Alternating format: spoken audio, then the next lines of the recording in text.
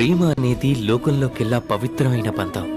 కానీ నిజం చెప్పాలంటే అది బంధాలన్నింటి నుంచి ముక్తి కూడా, స్వతంత్రం కూడా.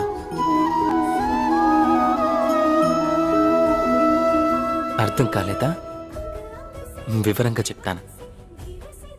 ఒకవేళ ఎవరైనా మీ ప్రేమని కాదు అంటే, ఎవరైనా మీ ప్రేమని అర్థం చేసుకోలేకపోతే అప్పుడేం చేస్తారు? కొందరు ముభావంగా మారతారు, కొందరు మోసం చేసి ప్రేమను దక్కించుకోవాలనుకుంటారు, కొందరు బలవంతంగా ప్రేమపై అధికారం చలాయించాలనుకుంటారు. కానీ నిజమేమిటంటే మీరు ప్రేమించిన వాళ్ళంతా మిమ్మల్ని ప్రేమించాలన్న నియమమేం లేదు. ఎందుకంటే ప్రేమ అనేది ఒక వస్తువు కాదు, అది రాజ్యమో లేక ధనమో కాదు బలవంతంగా మీ సొంతం చేసుకోవడానికి. ప్రేమంటే ఒక శక్తి. మీకోసం ఏ బంధాలనైనా తెంచుకోగలదు, కానీ స్వయంగా అది ఏ బంధాల్లోనూ చిక్కుకోదు. కాబట్టి